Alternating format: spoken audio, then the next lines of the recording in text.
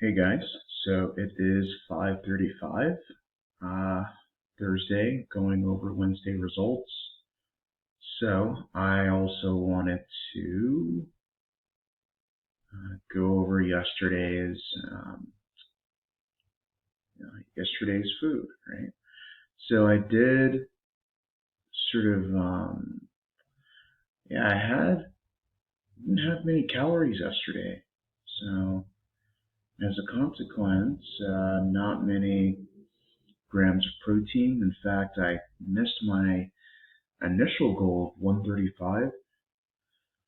So because I was recording my video so late yesterday, I think it goes without saying that the goal of 150 is something that is achievable.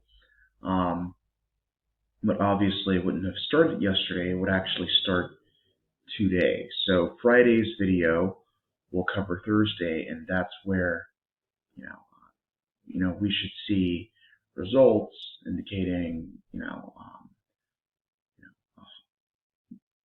a protein goal of 150, right?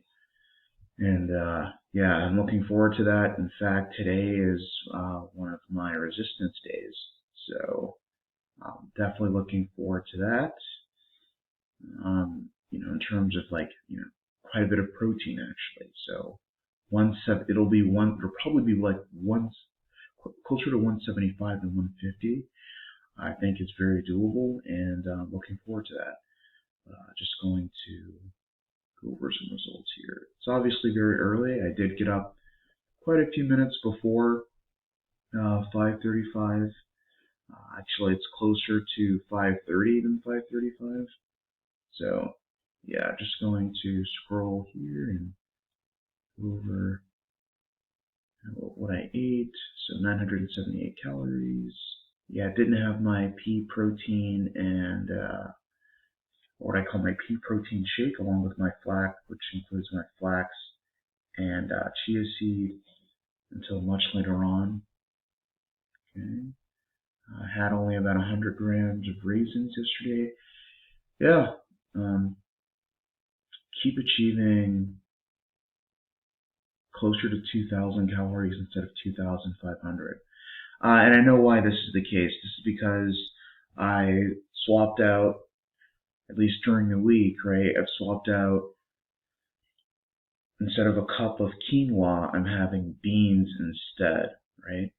And so what I should do is I should be having 2 cans of beans, right? So yesterday I only had one, and so I'm having roughly half the calories, right?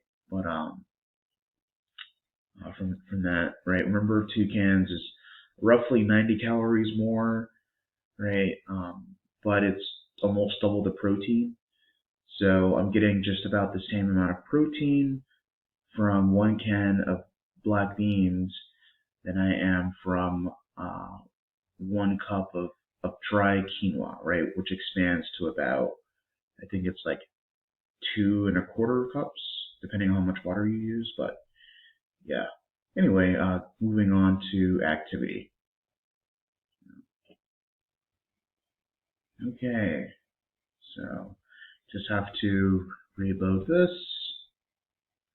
Excellent. So returned from a little sink, and guys, last night noticed I had 13,000 steps, so I decided to, and I thought it was super convenient considering I didn't do my incline walk yesterday. So yeah, decided to do that late last night. So I did half of it. I didn't do the full one. The goal, honestly, was to get it done, come back down, as quickly as possible, so I can,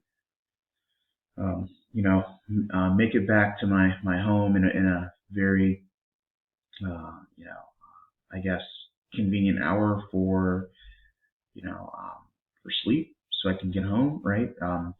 I remember walking up, and I forgot exactly what time it was, but I remember coming down like around 10:40, and just pretty much made a circle around the block instead, right? Came back to my house, and yeah, so and it was very easy to hit 15,000. I actually hit 15,000. I kind of knew as soon as I reached a certain point as well, when I was halfway up, I noticed, oh, like if I just make a bit of a detour here, I can make 15,000.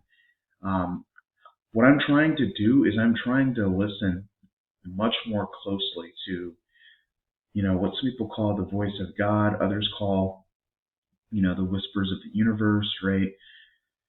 That little voice in my head that tells you what you should be doing. Like, I'm trying to listen to that a lot more instead of like what I like to call like gambling with your life, right? What I mean by that is like instead of just saying, well, let's just see what happens if I just go up and just walk, that hill, or in this case, this morning, right? Oh, well, let's just see if I just, you know, it's 5:25, but, let's just, screw around on my phone and just, look at some YouTube shorts or whatever. Like it's me, in 90% of the cases,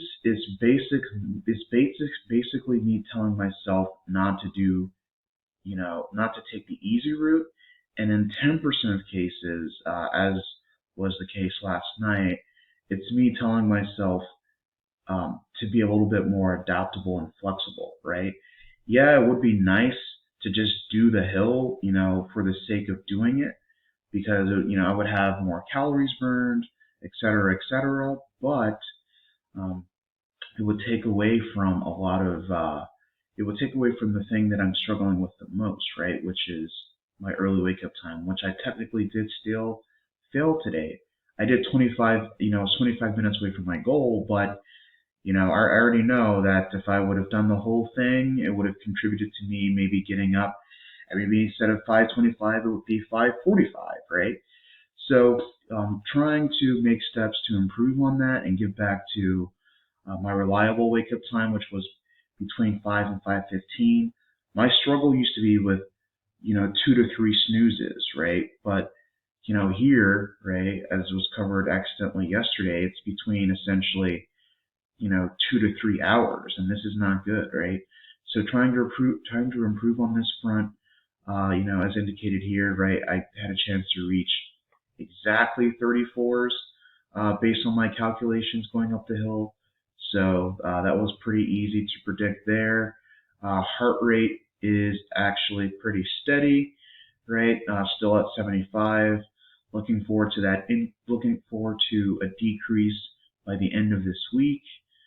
Um, so yeah, looking forward to heart rate. Right, looks like heart rate has remained pretty constant at around 75.